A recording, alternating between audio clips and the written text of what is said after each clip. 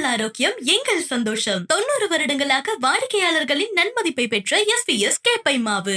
முக்கியமா இப்ப நீங்க ஒரு குரு அப்படின்னு பார்க்கும்பொழுது நீங்க தேடி போக வேண்டாம். உங்களுக்கு சரியான சமயத்தில் சரியா எப்படி சுவாமி விவேகானந்தர் அவர்களுக்கு சுவாமி ராமகிருஷ்ண பரமஹம்சர் கிடைத்தாரோ அது போன்று அதற்குரிய நேரத்தில் அவர் வருவார். அந்த மந்திரோபதேசம் வாங்கி சொல்லும் பொழுது அந்தந்த தேவதைகளுடைய ஒரு அருளை பெறக்கூடிய ஒரு வாய்ப்புகள் அதிகமாக இருக்கும். ஸோ அதை சொல்லிட்டாலே என்ன பூர்த்தியாலும் ஒரு தடவை கட்கமாலா சொல்லிட்டீங்கன்னா ஒரு நவாபரண பூஜை பண்ண மாதிரி. திருஷ்டினா பார்க்கறதுன்னு அர்த்தம். இப்ப பார்க்கறதுனால ஒரு மாறுதல் ஏற்படுமானா கண்டிப்பா ஏற்படும். இப்போ மிரர் நியூரான்ஸ்னு நான் முன்னாடி ஒரு தடவை சொல்லியிருக்கேன். மிரர் நியூரான்ஸ் நன்மையில சயின்ஸ் சொல்றேன். மிரர் நியூரான்ஸ் நீங்க கூகுள்ல போட்டு பார்த்தோம்னா வேறு ஒருவருடைய எண்ணம் அது உங்களுக்கு அந்த தாக்கம் ஏற்படும்னு இப்ப சயின்ஸ் சொல்றது. இதுக்கு மிரர் நியூரான்ஸ் சொல்றது. அப்ப நம்ம திருஷ்டின்னு சொல்லியிருக்கோம். போன்ல பாக்குறோம் உடனே திறக்கிறது. என் போனை நீங்க பாத்தீங்கன்னா திறக்காது.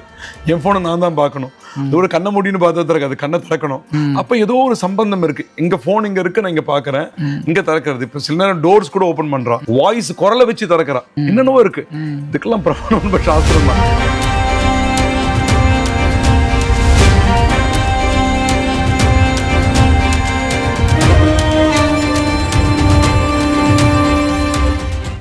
சக்தி விகடன் நேயர்களுக்கு அன்பு வணக்கம்.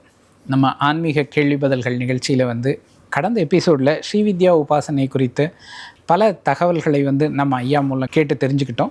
அந்த எபிசோடில் பல நேயர்கள் சில கேள்விகள் கேட்டிருந்தாங்க. சிலது நேரடியாக இதோட தொடர்புடையது, சிலது பொதுவானது. அவற்றில் சில கேள்விகளுக்கான விடைகளை இன்றைக்கி நம்ம ஐயா மூலம் தெரிஞ்சுக்கலாம் அப்படின்னு ஆசைப்பட்றோம். ஐயா நமஸ்காரம். நமஸ்காரங்கள். ஸ்ரீவித்யா உபாசனை நல்ல சுவாரஸ்யமாக போயிட்டுருக்கு. மக்கள் பார்க்குறதோட மட்டும் இல்லை, அதில் அவங்க இன்வால்வ் ஆகிறாங்க. அப்படிங்கிறத எப்படி தெரிஞ்சுக்கிறோன்னா, இதெல்லாம் நாங்கள் எங்கே போய் கற்றுக்கிறது, நாங்கள் யார்கிட்ட போய் தீட்சை எடுக்கிறது, யார்கிட்ட நாங்கள் இந்த உபாசனையெல்லாம் செய்கிறது, யார் மூலம் நான் பெற முடியும் அப்படின்னு அவங்க கேட்குறாங்க. அந்த மாதிரி நம்ம யாரையாவது சொல்ல முடியுமா? ஏன்னா உலகம் பூரா கேட்குறாங்க, யார்கிட்டன்னு நம்ம சொல்ல முடியும்? அதுக்கு என்ன பதில் சொல்கிறது அவங்களுக்கெல்லாம்? அப்படி கேட்பவர்களுக்கெல்லாம் என்ன சொல்கிறது? ரொம்ப சந்தோஷம். முதற்கண் இது போன்ற ஒரு விழிப்புணர்வு தான் நமக்கு முக்கியம். நம்மளுடைய சங்கல்பமே எல்லாருக்கும் இந்த யான் பெற்ற இன்பம் பெருக இவ்வையகம்ன்ற மாதிரி இந்த அனுபூதி, இந்த சக்தி அனைவரும் பெற வேண்டும் என்பதனால்தான் நமக்கு இது மாதிரி ஒரு கலந்துரையாடலை நம்ம பண்ணிட்டு இருக்கோம்.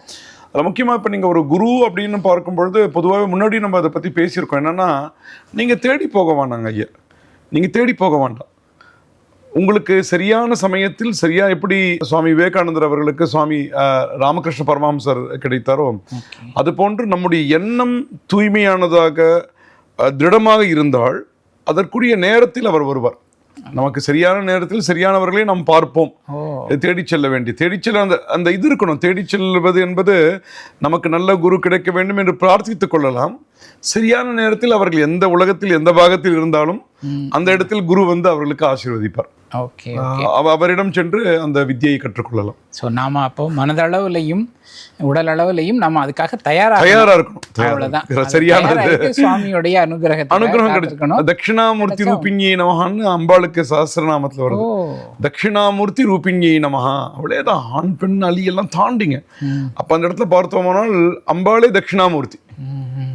தட்சிணாமூர்த்தி சுவாமியுடைய பிரபாவமே என்னன்னா மௌன வியாக்கியா, மௌனமாவே வியாக்கியானம் பண்ணிடுவர், மௌனமா பண்ணக்கூடியவர். அது மாதிரி அவளே அந்த அந்த சுவாமி தட்சிணாமூர்த்தி சுவாமிகள் தான் எல்லாத்துக்கும் மூல காரணம் இந்த வித்யைக்கு.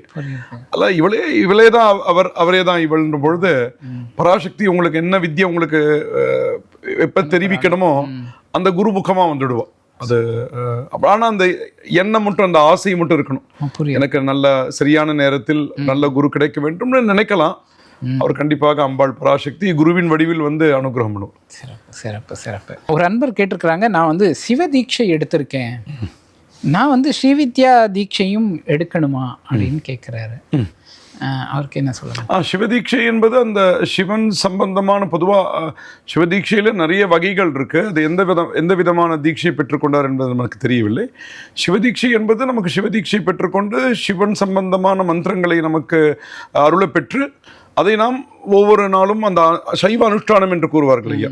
ஒவ்வொரு நாளுமே இப்படி சந்தியாவந்தனம், நம்ம பொதுவாக உபநயனமான பிறகு சந்தியாவந்தனம் செய்கிறோமோ, சைவ அனுஷ்டானம் என்பது சமய தீட்சை செய்து கொண்டு ஆண் பெண் இருவரும் செய்யலாம். இந்த சமய தீட்சைன்னு பேர் அதுக்கு. சிவதீட்சையில ஃபர்ஸ்ட் ஸ்டெப். தீட்சையை பத்தி ஒரு தடவை பார்த்த போது அதை பத்தி பேசியிருக்கோம்.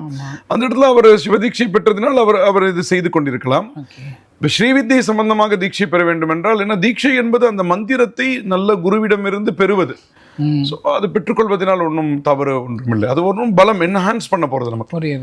என்ஹான்ஸ் இப்போ எனக்கு இந்த மந்திரம் கிடைச்சது, இது நான் ஜப்பம் பண்ணுறேன், இன்னொரு மந்திரம் கிடைக்கிறது, அதையும் நான் ஜப்பம் பண்ண போகிறேன், பண்ண அது ஒன்றும் குழப்பமாகாது. பல பேர் என்ன சொல்லுவாங்க, இல்லை இது உங்களுக்கு குழப்பம் ஏற்படுமானா அவர்களுக்கு குழப்பம் ஏற்படுமா என்பது நமக்கு தெரியவில்லை. எனக்கு இதுவரை குழப்பம் ஏற்பட்டதில்லை. தெளிவாக இருக்கிறோம். ஒரு பெருமாள் ஒரு ஆலயத்துக்கு சென்றோமானால் அங்க பரவாசுதேவனை எப்படி பார்க்க வேண்டும், ஒரு அம்பாள் ஆலயத்துக்கு சென்றால் அம்பாளை எப்படி பார்க்க வேண்டும், இல்லை என்றால் நம்முடைய சாஸ்திரங்களில் இவ்வளவு தெய்வ உருவங்களை அவர்கள் கொடுத்திருக்க மாட்டார்கள். சாஸ்திரம் தானே கொடுத்திருக்கு, நம்ம செய்தது இல்லை. அப்ப சாஸ்திரம் கொடுத்திருக்கு என்றால் அப்ப ஏதோ காரணம் இருக்கும்.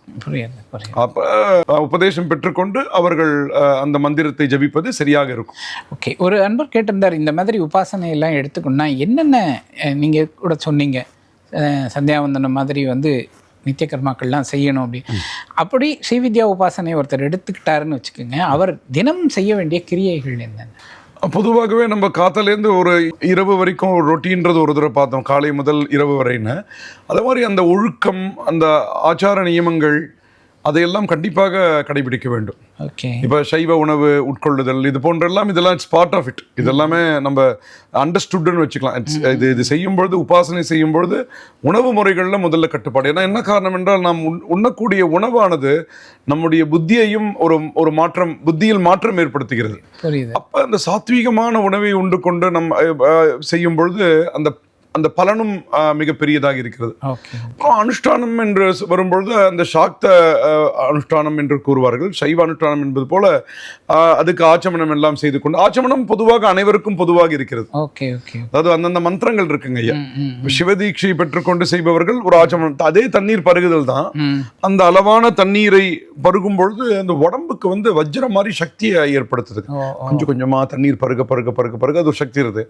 வெறும் தண்ணீர் பருகாமல் அந்த மந்திர கூறி பருகும் பொழுது எந்த தேவதையை நாம் வழிபட போகிறோமோ அந்த தேவதையாக ஆகிவிட வேண்டும் என்பது பொதுவான விதி. தேவம் பூத்வா தேவம் யஜேத். எந்த கடவுளை நாம் வழிபட போகிறோமோ அந்த கடவுளாக ஆகிவிட வேண்டும். எப்படி இந்த சரீரம் தானே எப்படி ஆக முடியும் என்றால், அந்த தேவதையின் மந்திரங்களை நாம் உட்கொள்ளும் பொழுது, அந்த மந்திரங்களை ஞாசம் செய்யும் பொழுது, அந்த தேவதையின் உருவத்தை நாம் நினைக்கும் பொழுது, நாம் தரிக்கும் தாரணா என்று கூறுவார்கள். தாரணா என்று யோகத்தில் வரும். அப்படி வரும்பொழுது நம்ம என்ன ஆயிடுறோம், அந்த தேவதையுடைய அம்சம் நமக்கு வந்துடும். அப்ப சாக்த உபாசனை செய்யும் பொழுது அதுக்கு உரிய ஆச்சமன மந்திரங்கள் எல்லாமே அதான் குருமுகமா செல்லணும் என்று கூறினோம். குரு உங்களுக்கு சொல்லிக் கொடுப்பார். சோ ஆண் பெண் எல்லாருக்குமே ஆச்சமனம்ன்றது பொதுவானது, எல்லாருக்குமே இருக்கு. அவர்கள் அந்த ஆச்சமனம் செய்து கொண்டு அந்த மந்திரத்தை இவ்வளவு தடவை 108 முறையோ எவ்வளவு அந்த ஆச்சாரியன் கூறி, அவருக்கு தெரியும். எப்படி ஒரு டாக்டர் ஒரு எல்லா பேஷண்ட்டுக்கும் பொதுவான பிரிஸ்கிரிப்ஷன்ல பாருங்க தெரியும், இவரால் இவ்வளவு மந்திரம் ஜபம் செய்ய முடியும் என்பது ஆச்சாரியனால் பார்க்க முடியும். அப்ப அவர் கூறக்கூடிய அந்த மந்திரத்தை பொதுவாக 3 முறை சந்தியாவந்தனம், காலை மதியம் மாலை என்று 3 வேளை உள்ளது. பொதுவாக நான் கூறுவது என்னன்னா, குறைந்தபட்சம் 1வது செய்ய வேண்டும். இது போன்ற சந்தியாவந்தனம், வைதிக சந்தியாவந்தனம் என்பது அது கண்டிப்பாக 3 வேளை செய்ய வேண்டும். அது அதற்கென்றே இருக்கக்கூடியவர்கள் செய்வார்கள். அன்னைக்கு நம்ம வேலைக்கு போறோம், வெளியில இருக்கோம், இங்கெங்கயோ ஒரு இடத்துல இருக்கோம், வேற ஒரு இடத்துல டிராவல் பண்றோம், குறைந்தபட்சம் ஒரு முறையாவது அந்த மந்திரத்தை நாம் இது போன்ற ஒரு பத்ததி என்றால் அந்த வழிமுறை தெரிந்து கொண்டு செய்வது சிறப்பானது. வெறுமனே ஜபம் பண்ணலாம், வெறுமனே நம்ம கண்ணை மூடுறேன் நான் ஜபம் பண்றேன் அப்படின்னா பண்ணலாம், தவறு என்று கூற முடியாது. ஆனால் அது முழுமையான பலனை தருமா என்றால், முழுமையான பலன் என்பது, நான் சொல்லக்கூடியது பலன் என்பது வெளியில் நமக்கு கிடைக்கக்கூடியது மட்டுமல்ல, அந்த தேவதையுடன் ஒன்றிணைவது. அது எப்ப கிடைக்கும்னா, நம்ம கொஞ்சம் கொஞ்சமா ப்ராசஸ் பண்ணி எப்படி ஒரு பரீட்சைன்னு எழுதுறோம், 3 மணி நேரம் பரீட்சை எழுதுறோம், அதன்படிதான் நமக்கு ரிசல்ட் வருது. ஆனா அதுக்கு எவ்வளவு ஒரு வருஷமாவது குறைந்தது நம்ம தயாராகிக்கிறோம். நல்ல சைக்கிள் டெஸ்ட் வருது, குவார்டர்லி எக்ஸாம் வருது, ஹாஃப் இயர்லி எக்ஸாம் வருது, ஓரல் டெஸ்ட் வருது. ஆனா அதே சப்ஜெக்ட் தான். ஆனா அந்த ஃபைனல் ஆனுவல் எக்ஸாமுடைய மார்க்ஸ் தான் எடுத்துக்கிற மாதிரி, அது போன்று நமக்கு அந்த உபாசனை, அந்த மந்திர ஜபம் தான் முக்கியமானது, சந்தேகமே இல்லை. ஆனால் இது போன்ற ஆச்சமனங்களோ இது போன்ற நியாசங்களோ செய்து கொள்ளும் பொழுது அந்த கர்ம வினைகள் போக்கக்கூடிய ஒரு சாமர்த்தியம் நமக்கு கிடைக்கிறது. ரிஷிகளும் அப்படித்தான் கொடுத்திருக்கிறார்கள். ஏன்னா அவர்கள் எதையுமே காரணம் இல்லாமல் கூறியிருக்க மாட்டார்கள். அப்ப நமக்கு இது போன்று கூறியிருக்கிறார்கள் என்றால் அதன்படி செய்வது சிறப்பானது. Okay, super super. சுவாமி, அதாவது தேவி கட்கமாலா அந்த ஸ்தோத்திரத்தை உபதேசம் வாங்காமல் பாராயணம் பண்ணலாமா? உபதேசம் வாங்கி செய்வது சிறப்பானதுங்க. என்ன காரணம் என்றால் ஸ்தோத்திரம் என்று பொதுவாக சொல்வது தவறானதில்லை. ஸ்தோத்திரமாக சொல்லலாம். ஸ்தோத்திரம் என்று இப்போ ஏற்கனவே நம்ம லலிதா சாஸ்திரம் பார்த்துருக்கோம். அது எல்லாமே பொதுவாக ஒரு ஸ்தோத்திரம் என்ற வகையில் சொல்லலாம். அந்த மந்திரோபதேசம் வாங்கி சொல்லும் பொழுது அந்தந்த தேவதைகளுடைய ஒரு அருளை பெறக்கூடிய ஒரு வாய்ப்புகள் அதிகமாக இருக்கும். Okay okay. நமஸ்தே பிரசுந்தரி, ஹிருதய தேவி, சிரோதேவி, சிகா தேவி, கவச்ச தேவின்னு ஆரம்பிக்குங்க. அதை பார்த்தோம்னா ஸ்ரீசக்கரத்தில் நம்ம ஏற்கனவே பார்த்துருக்கோம் என்னென்ன இருக்கா, என்னென்ன ஆவரணங்கள், அந்த 9 ஆவரணங்கள், 9 ஆவரணங்களில் இருக்கக்கூடிய தேவதைகளின் பெயர்கள் அந்த ஆவரணங்கள். ஸோ அதை சொல்லிட்டாலே என்ன பூர்த்தியாடும். ஒரு தடவை கட்கமாலா சொல்லிட்டீங்கன்னா ஒரு நவாவரண பூஜை பண்ண மாதிரி. நவாவரண பூஜைன்றது ரொம்ப விஸ்தாரமா இருக்கக்கூடியது. அந்த தேவதைகளின் பெயர்கள் எல்லாம் நம்ம ஸ்மரண பண்ண புண்ணியம் கிடைச்சிரும். சோ நமக்கு மந்திரோபதேசம், அதாவது ஸ்ரீவித்ய மந்திரோபதேசம் வாங்கி நமக்கு இந்த கட்கமாலா செய்யலாம். இந்த ஸ்ரீவித்யா எல்லாம் ஆண் பெண் சமய தீட்சம் சிவதீட்சியம் பெற்றுக்கொண்டு வீட்டில் செய்யக்கூடிய பூஜையை நாம் செய்யலாம்.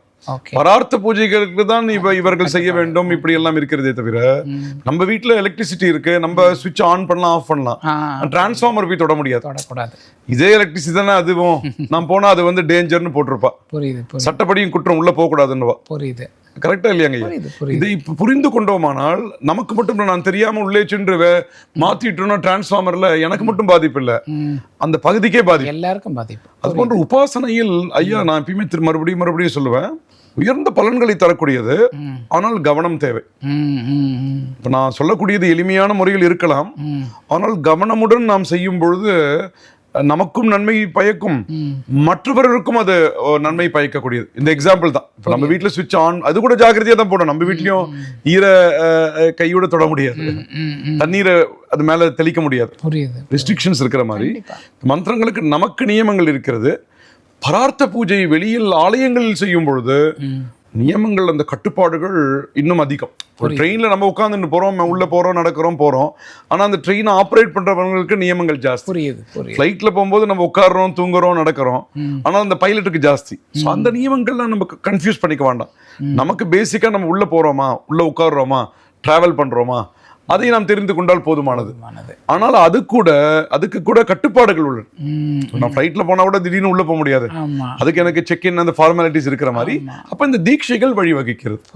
கண்டிப்பாக தீட்சை பெற்றுக்கொண்டு ஒரு குரு என்று நாம் வைத்துக்கொண்டு அதன் மூலமாக செய்யும் பொழுது அவர் நமக்கு அவருடைய அனுகிரகம் என்பது எங்க ஐயா என்னை பொறுத்தவரையில் இப்ப எனக்கு எல்லாமே எங்களுடைய குருவுடைய பிச்சை தான். குருவுடைய கிருபை. குரு பார்த்தார். எப்படி அந்த போன் அந்த ஃபேஸ் ஐடி வச்சு திறக்கிறதோ, குருவுடைய கிருபை இருந்தால் நம்மால் சாதிக்க முடியாதது என்று ஒன்றுமே இல்லை. சில பேர் தானாகவே செய்கிறார்கள் என்றால் அவர்களுக்கு பூர்வ ஜென்மத்தில் செய்த புண்ணியமானது அவருடைய குருவுடைய அனுகிரகம் இந்த பிறவியில் கிடைக்கும். ஏற்கனவே பணம் போட்டிருக்கோம், இப்ப மெச்சூர் ஆயிட்டு டெபாசிட் வருது, பேங்க்ல நில்லுன்னு வருது, பேலன்ஸ் குறைவா இருக்கு, நீங்க போடுங்கன்னு வருது. திடீர்னு உங்களுக்கு இன்னொரு மெசேஜ் வருது, நீங்க ஏற்கனவே ஒரு 10 கோடி போட்டிருக்கீங்க, மெச்சூர் ஆயிருக்கு, நான் யாரோ உங்க பேர்ல போடுறாங்க, நமக்கு அனுபவிக்கலாமே. அது மாதிரி அருள் எப்பொழுது வரும், யாருக்கு வரும், எப்படி வரும் என்பது யாருக்குமே தெரியாதுங்க. இதை நாம் தெரிந்து கொண்டால் வாழ்க்கையில் தளர மாட்டோம். தளர்வறியா மனம் தரும் என்று கூறியிருக்கிறார் அல்லவா? அது என்ன காரணம் என்றால், இது அம்பாள் தான் எல்லாம், சுவாமி தான் எல்லாம். என்ன தேவதையோ என்ன குருவோ, பிரசாத புத்தின்னு ஏற்கனவே பார்த்துருக்கோம். தீமையானாலும் சரி, நன்மையானாலும் சரி, எல்லாம் நீதான்னு நம்ம அந்த வழியிலேயே சென்று கொண்டிருக்கும் பொழுது அப்பொழுது நமக்கு ஒரு தெளிவு கிடைக்கும். அந்த தளர்வு வராதுங்க ஐயா. தளர்வு வரும்பொழுதுதான் நம்ம தளர்ந்து போயிடுறோம். எப்பயுமே ஒரு பிரிஸ்கா, எப்பயுமே ஒரு உற்சாகமா, எப்பயுமே பலமாக நாம் நினைக்கும் பொழுது எல்லாம் வல்ல அந்த தெய்வத்தின் சக்தி நம்முடன் இருக்கிறது என்பதற்காக தான் நாம் வழிபடுகிறோம். ஏற்கனவே பார்த்தோம் பாருங்க, நம்ம வழிபடுவதனால் சுவாமிக்கு ஒண்ணுமில்லை. அப்ப இந்த வழிமுறைகள், இந்த தீட்சைகள் கண்டிப்பாக பயன் தரக்கூடியது. இது செய்தால்தான் வழிபாடா என்றால் அது போன்று கேட்பவர்களுக்கு என்னால் பதில் சொல்ல முடியாது.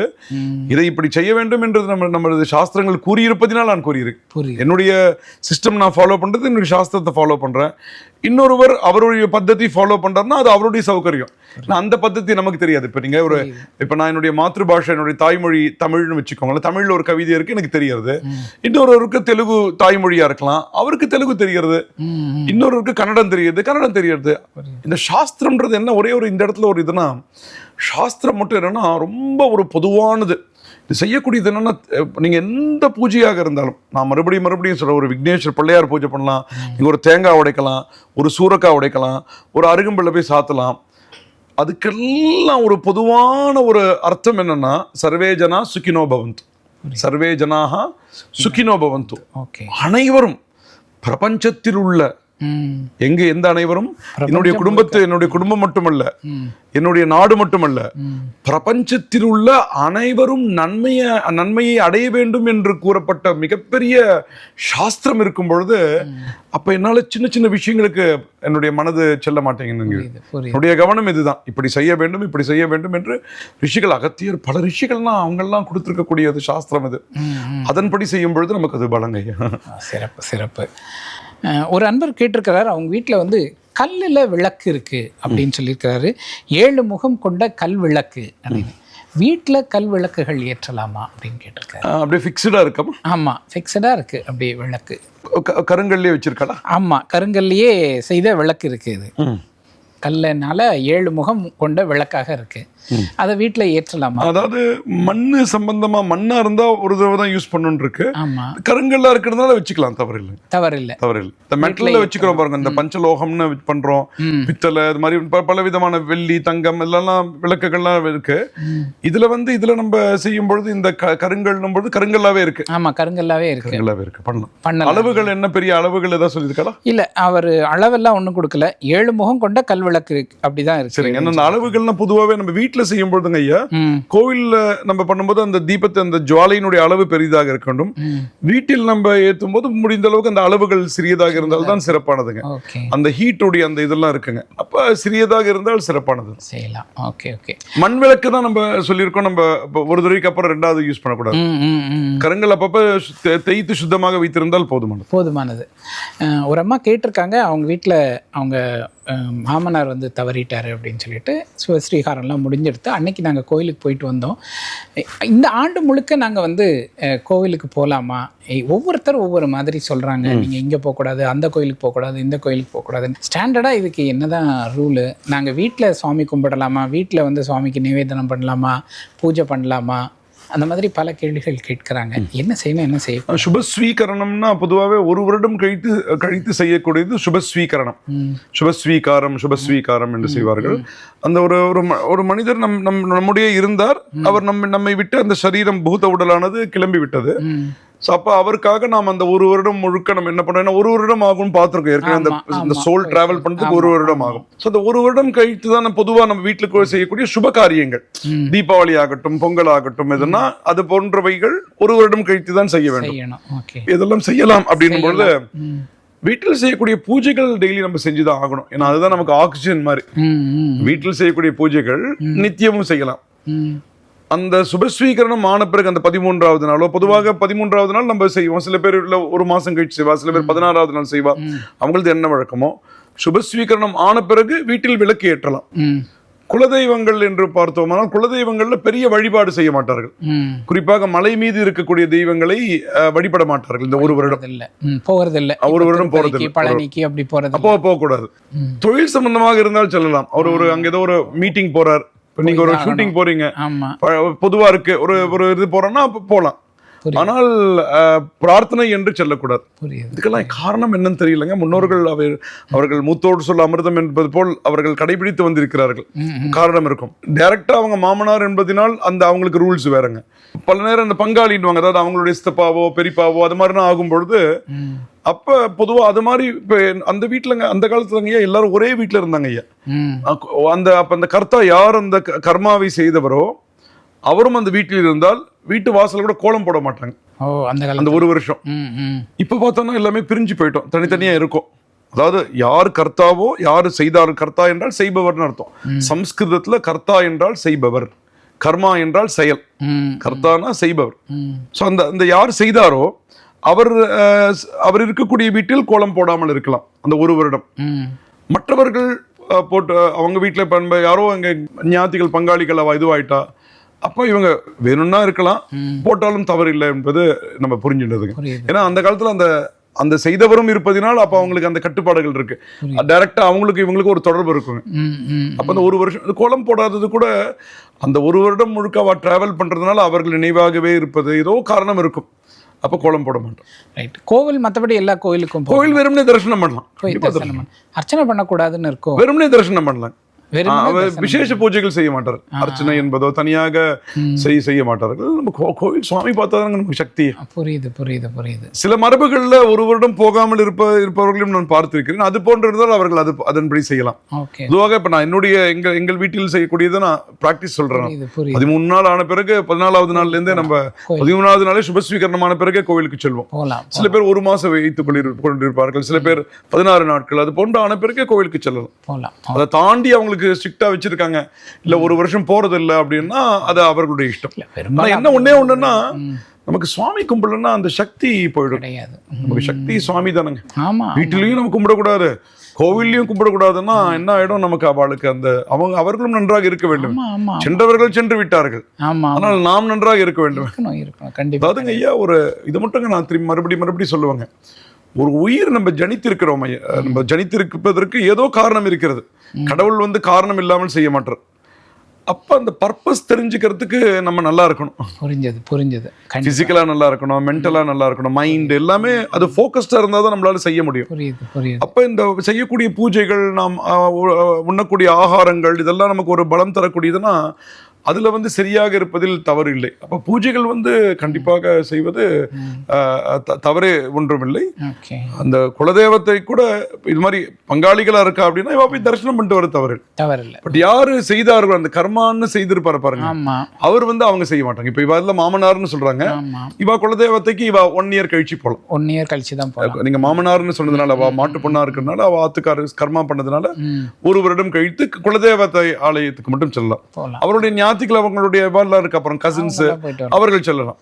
விசேஷ பூஜைகள் செய்ய மாட்டாங்க அந்த 1 வருடம். அவ்வளவுதான். திருமணம் வருது, வீட்டுல திருமணம் வருது, திருமணம் செய்யலாம்.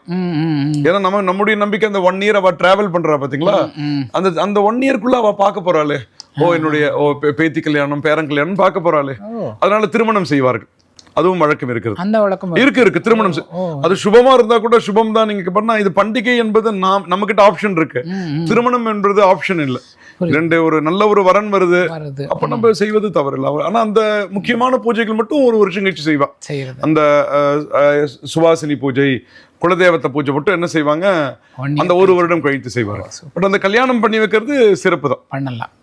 இதெல்லாமே நான் மறுபடியும் சொல்றேன், இந்த நான் சொல்லக்கூடியது இப்ப நடைமுறையில நம்ம பார்க்கறது, நம்ம செய்யக்கூடியது சொல்றேன். இதை தாண்டி ஒரு வீட்டில் இந்த பழக்கம், எங்களுக்கு இப்படிதான் பழக்கம் இருக்கு, நான் இதான் பண்ணுவேன்னா அது அவங்களுடைய படிதான் செய்யணும். நம்ம சொல்றதுனால மாத்திக்கணும்னு அவசியம் இல்லை. பொதுவா சொல்றேன், இதனால தவறு ஏதும் இல்லை என்பது என்னுடைய இது. அவர்களுக்கு இல்ல, நான் 1 வருஷம் நான் போக மாட்டேன் அப்படின்னா 1 வருஷம் போகாம இருக்கலாம். 1 வருஷம் கல்யாணம் பண்ணாம இருக்கலாம், அது அவங்களுடைய சௌகரியம். பட் இது நடைமுறையில் இருக்கக்கூடியதை நான் பகிர்ந்து கொள்கிறேன். ஐயா, ரொம்ப நன்றி. நம்ம சுருக்கமாக சிலது எதிர்பார்த்தோம், ஆனால் நல்ல டீட்டெயிலாக போதுமான அளவுக்கு நீங்கள் விளக்கங்கள் கொடுத்துட்டீங்க. நாம் இந்த வாரம் எப்போவுமே இருக்கக்கூடிய ஒரு சின்ன ஒரு சூழ்நிலை சிக்கல், இல்லைன்னா நம்மளோட புரிதல், அந்த மாதிரி இருக்கக்கூடிய பிரச்சனை என்ன அப்படின்னு பார்த்தீங்கன்னா, இந்த கண் திருஷ்டி அப்படின்னுட்டு, கண் திருஷ்டியால் எனக்கு இந்த மாதிரி ஆயிடுச்சு, குழந்தைக்கு கண் திருஷ்டி பட்டுருச்சு அப்படின்னு இன்றைக்கும் எல்லாருமே அதை நம்புகிறாங்க. அப்படிப்பட்ட உண்மையிலே கண் திருஷ்டின்னு ஒன்று இருக்கா? இருக்கு. திருஷ்டினா இப்ப நீங்க என்ன பாக்குறீங்களா இல்லையா? நீங்க என்ன பாக்குறீங்க? ஆமா, நான் தெரியுறேன்னா. ஆமா, தெரியும் பொழுது உங்களுக்கு சில உணர்வுகள் ஏற்படும். ஓ, சிவாச்சாரியார் இப்படி இருக்கார், இப்படி இருக்கார், இப்படி இருக்காருன்னு உணர்வு ஏற்படும். அந்த உணர்வு எப்படி வேண்டுமானாலும் இருக்கலாம். இப்ப உங்களுக்கு ஒரு மாதிரி ஏற்படலாம், எனக்கு ஒரு மாதிரி ஏற்படலாம். சோ எப்படி ஏற்படும் என்பது எனக்கு தெரியாது. இப்ப நீங்க சொல்றீங்க, நீங்க பாக்குறீங்க, நீங்க என்ன நினைக்கிறீங்கன்னு எனக்கு தெரியாது. நான் என்ன நினைக்கிறேன்னு உங்களுக்கு தெரியாது. பொதுவாங்க அமானுஷ்ய சக்தி உடையவர்களுக்கு என்ன வேணா கண்டுபிடிக்க, நம்மளாம் சாதாரண மனுஷர்கள் தான். பார்க்கும் பொழுது சில பேர் ஹித திருஷ்டி, அஹித திருஷ்டி என்று கூறுவார்கள். ஹிதம்னா ஹிதமானதுதான், ஹிதம்னா நன்மை பயக்கக்கூடியதான். அப்ப கூட ரொம்ப நல்லா இருக்காம்பா அப்படின்றாங்க, நல்லதுதான் அதுவும். ஆனா அது கூட சில நேரங்கள்ல எப்படி பாதிப்பு ஏற்படும் என்பது தெரியவில்லை. அஹித திருஷ்டி ஆன்றது ஏற்கனவே பார்த்தோம், ஆப்போசிட் மீனிங். அஹிதம்னா எனக்கு கிடைக்கலப்பா அந்த சட்டை, இவர் மட்டும் இப்படி போட்டுன்னு இருக்காருப்பா, அந்த கண்ணாடி நானும் ஃப்ரேம் ட்ரை பண்ண கிடைக்கலப்பா, அவருக்கு மட்டும் கிடைச்சிருக்குப்பா. அப்படி என்று நினைக்கும் பொழுது நமக்கு எந்த விதமான பாதிப்பு ஏற்படும் என்பது நமக்கு தெரியாது. எல்லாமே நம்முடைய நம்பிக்கை தாங்க. எல்லாமே நம்ம 2வது முன்னோர்கள் செய்திருக்கிறார்கள், அவர்கள் செய்திருக்கிறார்கள் என்பதனால நம்ம செய்கிறோம். அந்த தாட்ஸ் என்ன ஆகுங்க ஐயா, நமக்கு வந்து தாட்ஸ் தான் ஆக்ஷன்ஸுங்க. இப்போ நீங்கள் ஒன்று செய்யறோம்னா நன்றாக என்ன வேண்டும், என்ன சிந்தனையோ அதுதான் நமக்கு கிரியையாக வருகிறது, ஒரு செயலாக ஏற்படுகிறது. அப்ப நமக்கு பாதிப்பு ஏற்படுகிறது என்று நம்மளது முன்னோர்கள் கணித்திருக்கிறார்கள். அப்போ அதுக்கு தான் அந்த சுத்தி போடுறது. நம்ம ஏற்கனவே இது முன்னாடி ஒரு தடவை பேசியிருக்கோம். பொதுவாகவே அந்த திருஷ்டி சுத்தி போடுறதுன்னா எப்படின்னா, திருஷ்டி என்றால் நம்மை பார்க்கிறார்கள். திருஷ்டினாலே பார்வைன்னு அர்த்தம் ஐயா. திருஷ்டினா சம்ஸ்கிருதத்துல என்ன அர்த்தம்னா, திருஷ்டினா பார்க்கிறதுன்னு அர்த்தம்.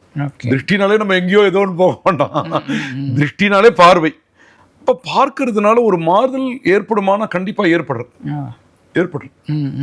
போன்ல பாக்குறோம், உடனே திறக்கிறது.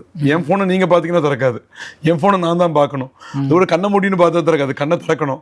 அப்ப ஏதோ ஒரு சம்பந்தம் இருக்கு. எங்க போன் இங்க இருக்கு, நான் இங்க பாக்குறேன், இங்க திறக்கிறது. இப்ப சில நேரம் டோர்ஸ் கூட ஓபன் பண்றான், வாய்ஸ் குரலை வச்சு திறக்கிறான், என்னென்னவோ இருக்கு. இதுக்கெல்லாம் பிரபல சாஸ்திரம் தான். அப்ப திருஷ்டி போக்குவதற்காகத்தான் நம்ம திருஷ்டி வராமல் இருக்கிறது. நம்ம இந்த குங்குமம், இந்த எல்லாம் இங்க ஆக்ஞான்னு பேர், இங்க இட்டுக்கிறது, சந்தனம் வச்சுக்கிறது, குங்குமம் இட்டுக்கிறது, விபூதி இட்டுக்கிறது, திருநாமம், பல பிலாசாபிக்கல் அர்த்தங்களும் இருக்கு. நான் சொல்றது மேலாப்புல ஒரு இது சொல்றேங்க. இதெல்லாம் ஒரு ப்ரொடெக்ஷன். ரக்ஷா கட்டிக்கிறது. ரக்ஷா கட்டிக்கும் பொழுது ஒரு ப்ரொடெக்ஷன் நமக்கு. வெறும் கார்ல போறதுக்கும் புல்லட் ப்ரூஃப் கார்ல போறதுக்கும் வித்தியாசம் இருக்கு. வெறும்னே மழையில் நடக்கிறதுக்கும் கொடையை பிடிச்சி நடக்கிறதுக்கு வித்தியாசம் இருக்கிற மாதிரி இது ஒரு காப்பாக நமக்கு மந்திரங்கள்னால ரக்ஷா பண்ணிக்கிறது, அது மாதிரி பண்ணிக்கிறது. ஸோ திருஷ்டின்றது அந்த எண்ணங்களின் அந்த ஒரு மாறுபாடுகள் நமக்கு பல நேரம் பாதிப்புகள் ஏற்படுத்தும்.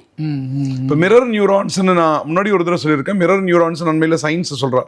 மிரர் நியூரான்ஸ் நீங்க கூகுள்ல போட்டு பார்த்தோம்னா வேறு ஒருவருடைய எண்ணம் வந்து அது உங்களுக்கு அந்த தாக்கம் ஏற்படும்னு இப்ப சயின்ஸ் சொல்றது. அதுக்கு மிரர் நியூரான்ஸ் சொல்றது. அப்ப நம்ம திருஷ்டின்னு சொல்லியிருக்கோம். திருஷ்டினாலும் பார்க்கிறது, மிரர்னாலும் பார்க்கிறது தானே. சயின்ஸ்ல அவன் என்ன டேர்ம் கொடுத்திருக்கா, மிரர் நியூரான்ஸ். நீங்க அதை போட்டு பாத்தீங்கன்னாலே உங்களுக்கு வரும். அப்ப அந்த தாக்கம், அந்த எண்ணங்கள் கூட அவர்கள் எப்படி செயல்படுகிறார்களோ அந்த தாக்கம் உங்களுக்கு ஏற்பட்டு நீங்களும் செய்யக்கூடிய ஒரு மாறுதல், மனோபாவம் மாறும் என்று கூறியிருக்கிறார்கள்.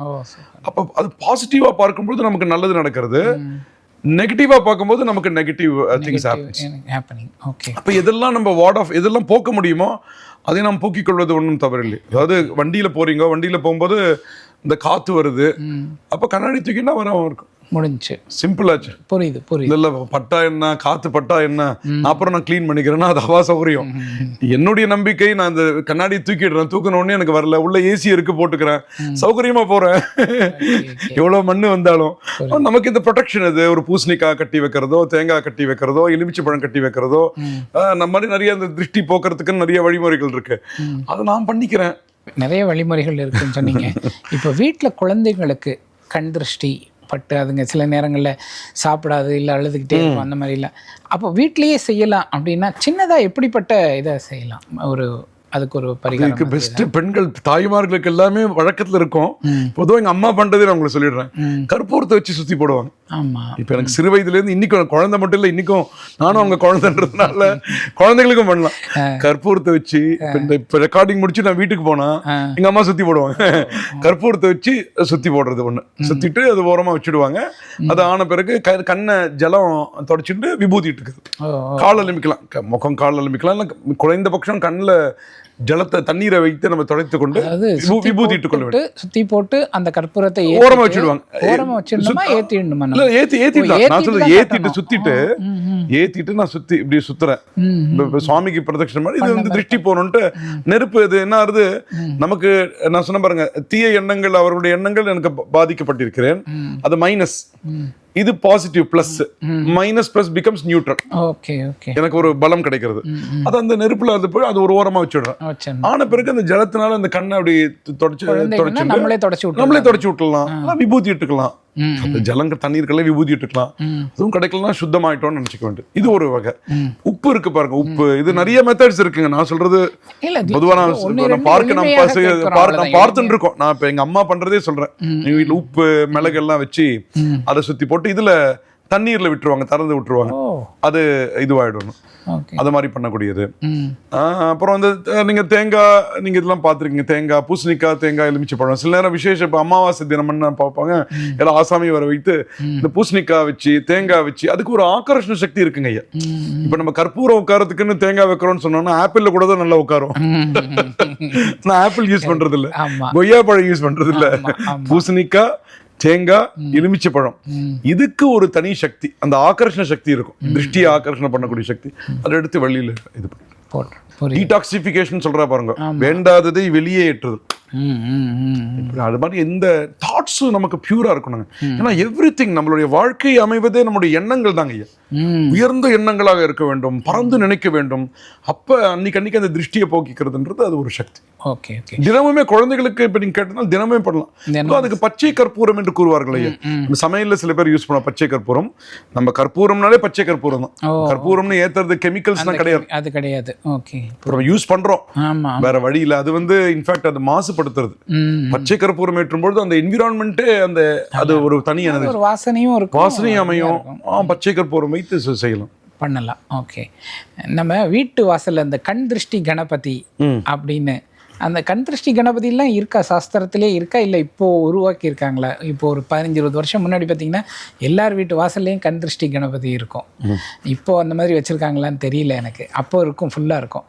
கண் திருஷ்டி கணபதிங்கிறது சாஸ்திரத்தில் இருக்கிறதா, இல்லைன்னா உருவாக்கப்பட்டதா? அது உருவாக்கப்பட்டது, பிரமாணங்கள்லாம் இல்லை, அந்த மாதிரிலாம் இல்லை. கண் திருஷ்டி கணபதின்னு நான் பார்த்தது இல்ல. சரி சரி. கணபதி இருக்கார், கணபதி இருந்தாலே அங்க இருக்கக்கூடிய தீமைகள் விலகும். எல்லா இடத்துலயுமே பிள்ளையார் இருக்கலாம், பொதுவாகவே அந்த பிள்ளையார் ஃபார்ம்ஸ் இருந்தா இருக்கலாம்.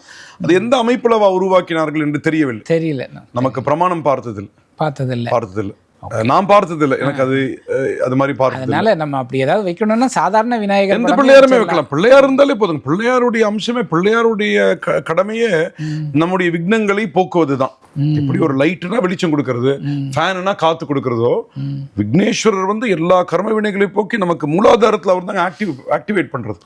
மூலாதாரம் மூலமே பிள்ளையார் தாங்க. ஸோ பிள்ளையார் எங்கு வேண்டுமானாலும் வைத்துக்கலாம்.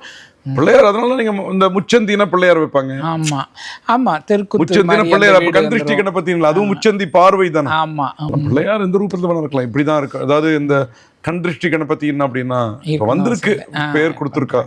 அது மாதிரி பிரமாணம் நான் பார்த்தது இல்லைங்க. நான் ஏன் பார்த்தது இல்லைன்னு சொல்றேன்னா எனக்கு தெரியல. எனக்கு அதுக்கு மேல யாருக்கா தெரிஞ்சா தெரிஞ்சிருக்கலாம், நான் பார்த்தது இல்ல. நம்ம வீட்டுல நார்மல் கணபதி தான் வச்சிருக்கோம். யாராவது ஒருத்தர் வைத்து அவர்களுக்கு ஒரு நன்மை ஏற்படுகிறது என்றால் அது தவறில்லை, அவர்களுக்கு ஒரு நம்பிக்கை. அதனால ஒன்றும் தவறானது ஒன்றும் இல்லை. பட் அப்படி இருக்கான்னு எனக்கு அது மாதிரி தெரியல. ஓகே. நேயர்களே, இந்த கண் திருஷ்டி தொடர்பாக அடிப்படையான சில கேள்விகள் தான் நான் கேட்டிருக்கேன் நான். ஏன்னா அது போதும்னு நான் நினைக்கிறேன். நான் சிம்பிளான எளிமையான விஷயங்களோட நம்ம வந்து, ஏன்னா நம்ம சுவாமியை கும்பிடும்போது ஆட்டோமேட்டிக்காக நமக்கு எல்லாமே வந்து பலம் கிடச்சிரும். அதை தாண்டி இருக்கக்கூடியதற்கு சின்ன சின்ன எளிய வழிபாடுகள் மூலம், பரிகாரங்கள் மூலம் நம்ம செய்துக்கலாம். அதுதான் நம்ம பேசணும். இதை தாண்டியும் உங்களுக்கு ஏதாவது ஒரு கேள்விகள் இருக்குது இது தொடர்பாக அப்படின்னா மறக்காமல் கமெண்ட் செக்ஷனில் கொடுங்க. நான் ஐயா கிட்ட கேட்டு கண்டிப்பாக உங்களுக்கு விடை வாங்கி தரேன் நான். இந்த வீடியோ உங்களுக்கு ரொம்ப பிடிச்சிருக்கும்னு நினைக்கிறேன். லைக் பண்ணுங்கள், கமெண்ட் பண்ணுங்கள், ஷேர் பண்ணுங்கள். சக்தி விகடன் சேனலை இதுவரைக்கும் நீங்கள் சப்ஸ்கிரைப் பண்ணாமல் இருந்தீங்கன்னா மறக்காம சப்ஸ்கிரைப் பண்ணுங்க. ஐயா நன்றி, நமஸ்காரங்கள். உங்கள் ஆரோக்கியம் எங்கள் சந்தோஷம். 90 வருடங்கள், 5 தலைமுறைகள் என்றும் வாடிக்கையாளர்களின் நம்பிக்கையை பெற்ற SPS கேப்பை மாவு.